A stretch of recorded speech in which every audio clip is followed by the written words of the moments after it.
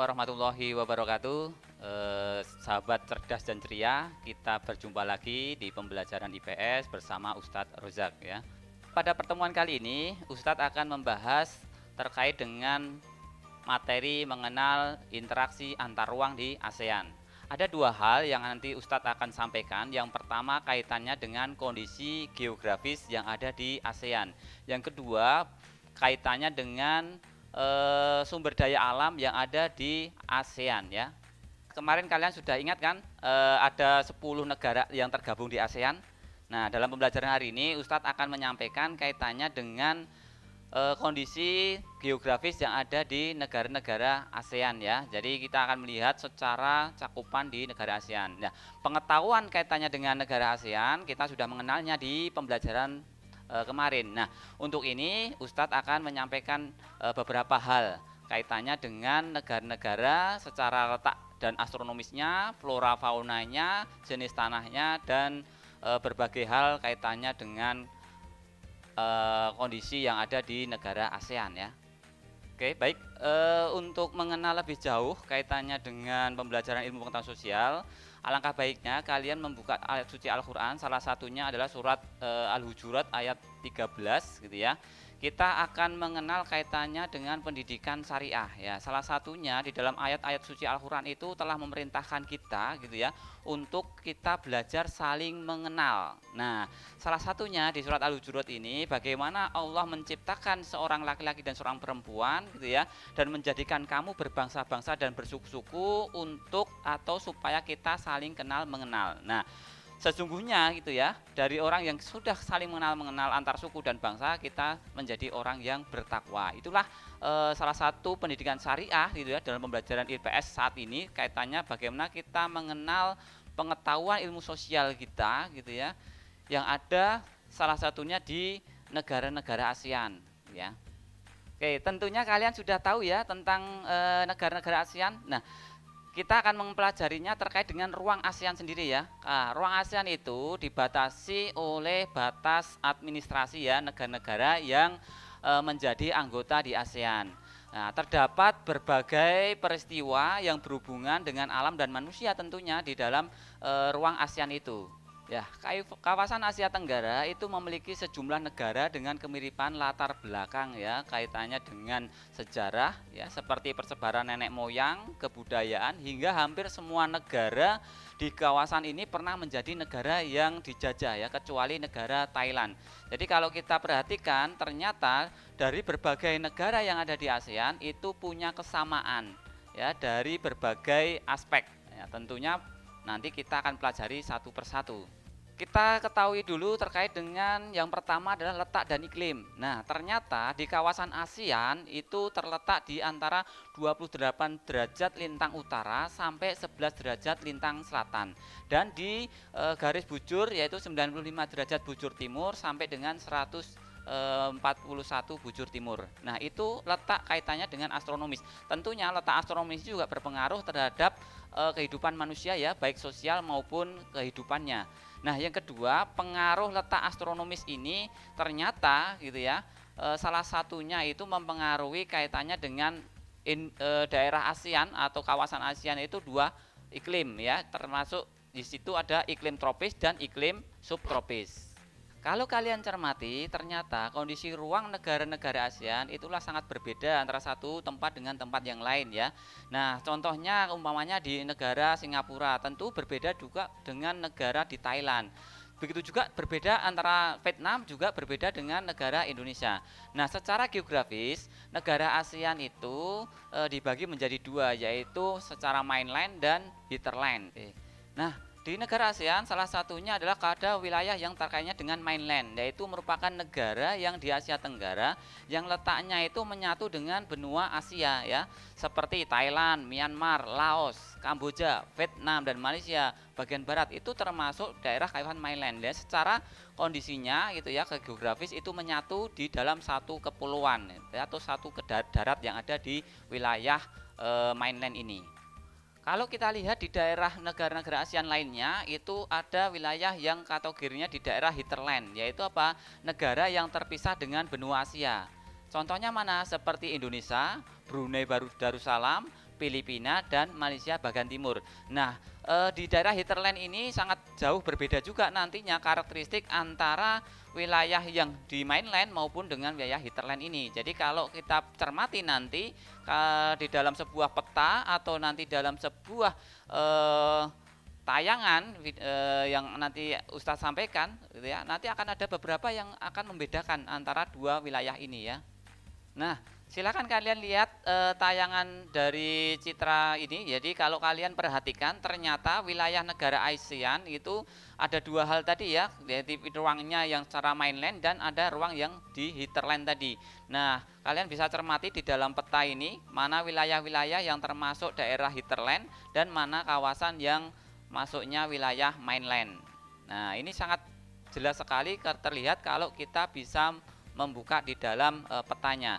Nah, kalian bisa lakukan ini sendiri di rumah dengan melihat Google Maps ya. Jadi kalian bisa perhatikan kira-kira mana daerah hinterland dan mana daerah mainland.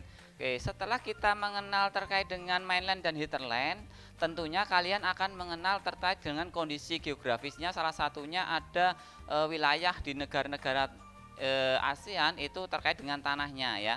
Nah, kalau kita perhatikan atau kita cermati di daerah negara-negara ASEAN itu ada dua yang sangat dominan ya terkait dengan tanahnya. Yang pertama adalah tanah vulkanik.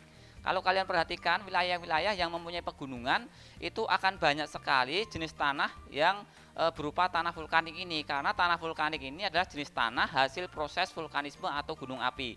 Jadi wilayah yang berada di daerah kanan kiri pegunungan gitu ya, itu banyak sekali kalian jumpai wilayahnya itu berupa tanah vulkanik.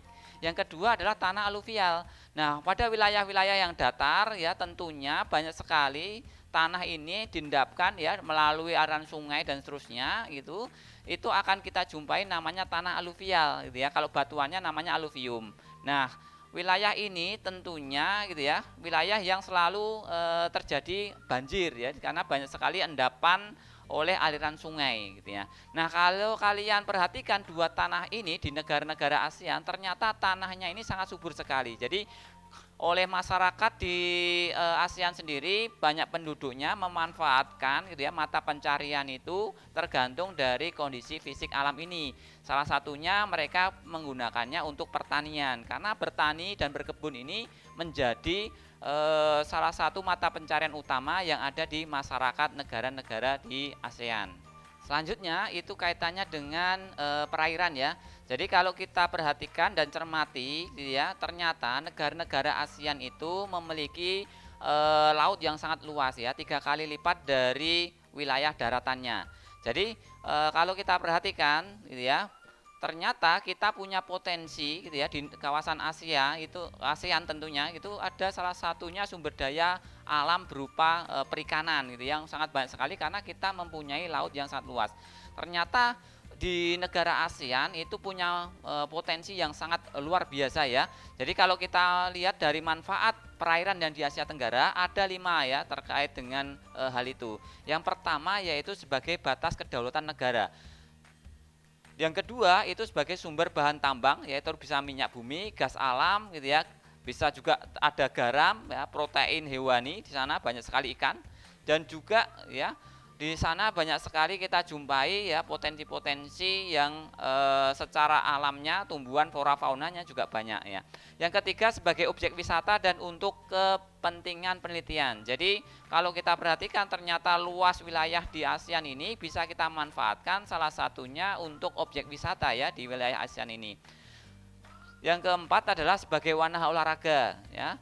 Karena kalau kita bisa memanfaatkan potensi perairan ini untuk olahraga itu sangat menambah kebugaran kita di dalam kegiatan sehari-harinya. Dan juga ada pertahanan keamanan. Jadi banyak sekali gitu ya memanfaatkan perairan ini sebagai wilayah pertahanannya. Jadi makanya antar wilayah itu selalu ada menaruh gitu ya kapal-kapal perangnya itu di wilayah-wilayah perairannya gitu ya untuk menjaga keamanan dan ketertiban dari masing-masing negara. Terus kaitannya dengan transportasi. Nah, kita masih ingat ya jalur transportasi yang paling padat yaitu di jalur Selat Malaka gitu ya. Itu sangat padat sekali kalau kita jumpai di sana banyak sekali perdagangan yang dari zamannya masa dulu ya, masyarakat yang selalu memanfaatkan potensi perairannya zaman nenek moyang kita gitu ya, sampai sekarang itu masih dimanfaatkan untuk jalur transportasi. Ternyata jalur transportasi yang menggunakan perairan ini sangat murah sekali, jadi bisa dimanfaatkan untuk pengembangan kawasan yang ada di Asia Tenggara.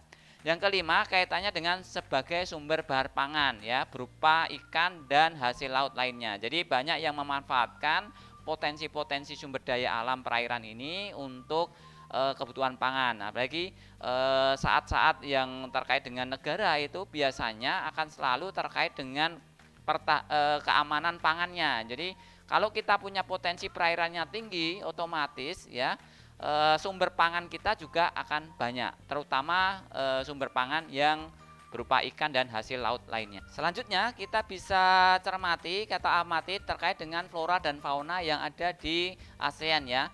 Nah, suburnya tanah di ASEAN tadi karena ada tanah vulkanik dan tanah aluvial tadi di Asia Tenggara tadi menyebabkan banyak kawasan yang digunakan atau dimanfaatkan gitu ya, dan juga banyak sekali keanekaragaman hayatinya ya.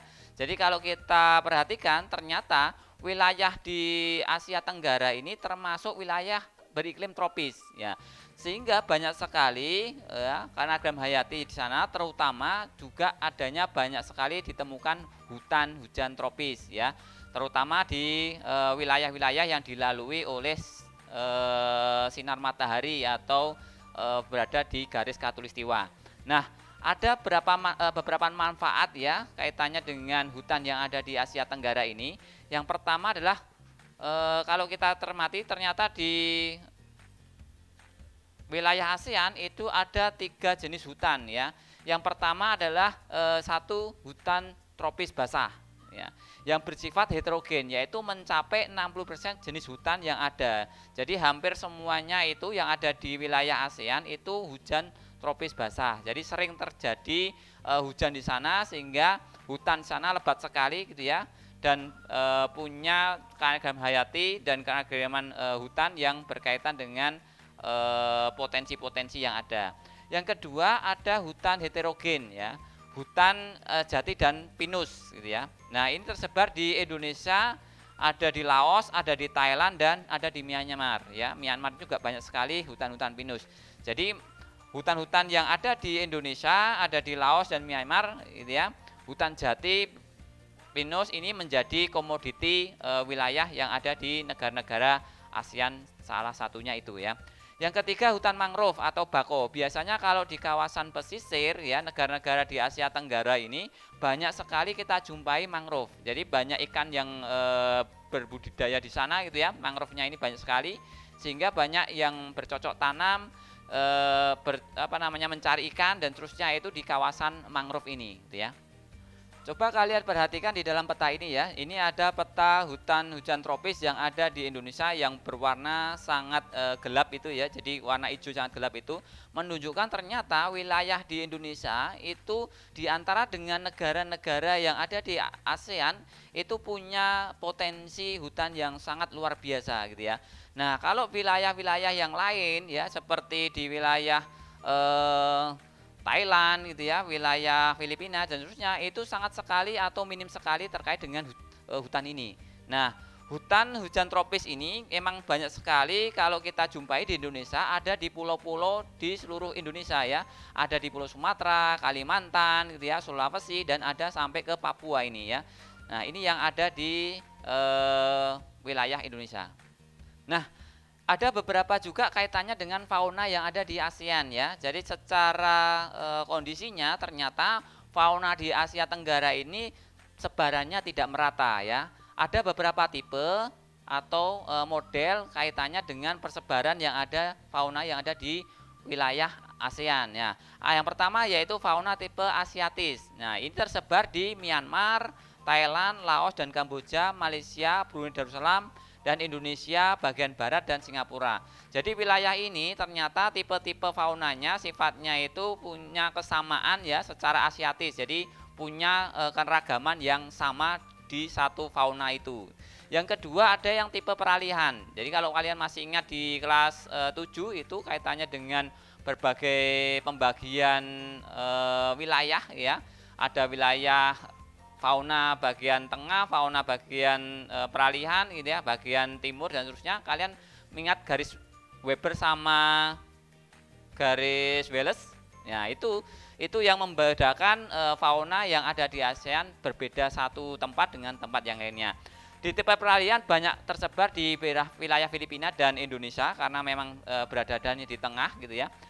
Dan juga ada tipe fauna tipe Australis ya. Kita banyak jumpai di wilayah Indonesia bagian timur. Jadi kalau kita perhatikan di 3 pembagian tadi ya, ada dari garis Weber dan Wallace tadi ada perbedaan yang tidak merata ya antara satu fauna dengan fauna yang ada di kawasan Tenggara ini ya. Demikian tadi apa yang sudah kalian pahami dan cermati dari berbagai tayangan tadi ya. Yang pertama kaitannya kita mengenal letak dan astronomis di ASEAN ya. Yang kedua sumber daya alam yang ada di ASEAN. Ternyata di berbagai negara yang ada di ASEAN ini mempunyai karakteristik yang berbeda antara satu tempat dengan tempat yang lain ya. Nah, kalian bisa nanti memahami lebih detail lagi. Kita akan membahas negara-negara di ASEAN ini setiap karakteristik di setiap wilayahnya ya. Nah, ketemu lagi untuk kesempatannya dengan Ustadz ke depan. Jadi minggu depan kita ketemu lagi. Untuk hari ini Ustadz tutup saja. Terima kasih. Assalamualaikum warahmatullahi wabarakatuh.